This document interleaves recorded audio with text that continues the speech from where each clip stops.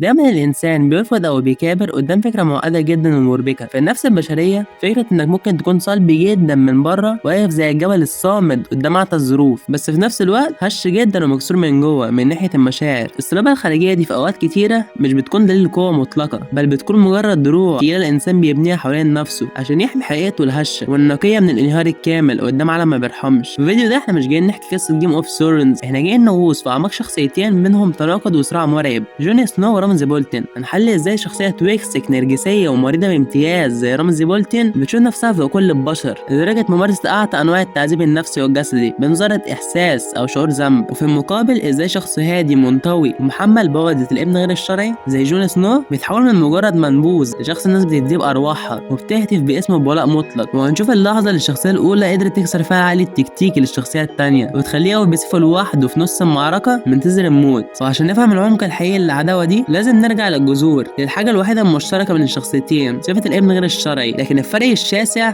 في ازاي بيتعامل كل واحد منهم مع العقدة دي، وهو ده اللي شكل مصيرهم. جون سنو نشأ في قلعة وينترفيل، ورغم ان نيد ستارك كان بيعامله برحمة وحب، الا ان جون كان بيحس دايما انه غريب. نظرات كاتلين ستارك الباردة وعزلته في الحاجات الرسمية زرع جواه عقدة الذنب، ذنب دايم وشعور بعدم الاستحقاق. جون اختار يغلف ألمه ده بالشرف المفرط والواجب، بنى درع من الأخلاق الصارمة، وكان بيحاول يثبت للعالم كله ان عدم شرعية نسبه مش هتمنعه يكون أنبل إنسان في القارة. على الجانب الآخر بنشوف رمزي بولتن. رمزي هو نتاج قسوة، نشأ في بيئة مظلمة وتحت رعاية والد سردي. والد الناس عند رمزي ما تحولتش الرغبة في الشرف، لا، هي اتحولت لرغبة عارمة في السيطرة واستحقاق العرش. رمزي كان محتاج يثبت انه اقوى واشرس من اي ابن شرعي، وعشان يغطي على شعوره بالنقص تبنى السادية والنرجسية كمنهج حياة. يعني جون سنو حاول يسعد العالم كله عشان يثبت قيمته، فرمزي بولتن قرر العكس. رمزي مش مجرد شرير تقليدي بيحارب بسيفه، رمزي لاعب شطرنج نفسي مريض. السادية عنده مش مجرد رغبة عشوائية في القتل، بل هي رغبة في استعباد العقول وتفكيك الشخصيات، وده اللي شفناه بوضوح في تحويل لوسيون إلى ريك. وعموما أنا وكل واحد في اللحظة دي كنا عايزين نمسك شاشة الموبايل.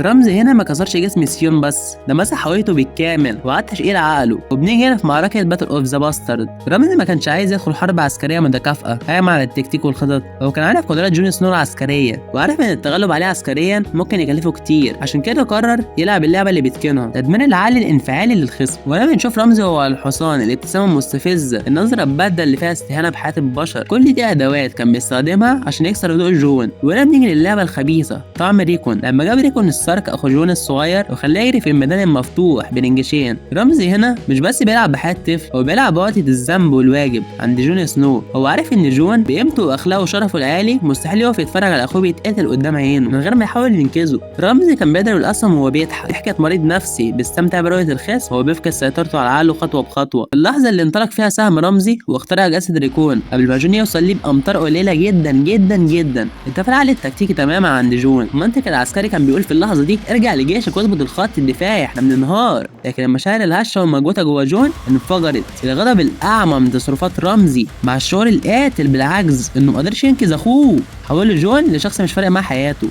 جون بينزل من على الحصان وبيسحب سيفه وبيقف لوحده تماما في نص المعركه قدام موجه مرعبه من فرسان جيش بولتن المندفعين باقصى سرعه. اللقطه دي رغم غباء التكتيكي هي واحده من اعظم اللحظات الانسانيه والدراميه، مشهد بيجسد الشخص اللي وصل لمرحله من الالم بتخليه يستقبل الموت بصدر رحب فقط عشان ياخد معاه اقصى عدد من اعدائه. جون هنا كان بيواجه الموت وهو مشحون برغبه انتحاريه، ولولا تصفق جيشه من ظهره واصدام الخيول المباشر في اللحظه الاخيره كانت القصه انتهت هنا. المعركه دي ما كانتش مجرد حرب، كانت عمليه تنفس صناعي لجون سنو. المعركة هنا بتتحول لكابوس حقيقي. جيش بولتن بيستخدم جدار الدروع والحراب الطويلة اللي ممكن نقول عليها سيوف، مش عارف بصراحة بيسموها ايه، بيحاصروا جيش جون في دائرة مغلقة بتضيق كل ثانية. هنا بنشوف واحد من اروع المشاهد السينمائية، مشهد الدهس والاختناق. جون سنو بيقع تحت اقدام جنوده، الاجساد بتتراكم فوقه، الاكسجين بيبدأ يختفي والرؤية بتظلم. المشهد ده هو تجسيد بصري للحالة النفسية لجون سنو، الضغط، العجز والغرق في مشاكل العالم مش بتاعه. لكن في وسط الخنقة والموت جون بيقرر يصارع، بيقاتل عشان يرفع راسه فوق الاجسام وياخد نفس هو جامد. والوجوه من تحت كومه الجثث دي كانت بمثابه ولاده جديده. جون سنو اللي نازل المعركه وعايز يموت طلع من تحت الجثث وعنده اصرار اعمى على الحياه والانتقام وبيقوم فعلا. وهنا بنشوف جيش بولتن، سقوط جيش بولتن بدخول فرسان الفايل. وده ما كانش نهايه الصراع النفسي، لا، ده كان بدايه تفريغ لشحنه الغضب. بعد انهيار خطوطه هرب رمزي لقلعه وينترفيل واستخبى ورا اسوارها. لما جون كسر البوابه ودخل، رمزي حاول يلعب كارت الانا والنرجسيه الاخير، طلع مبارزه فرديه بالسهم والظن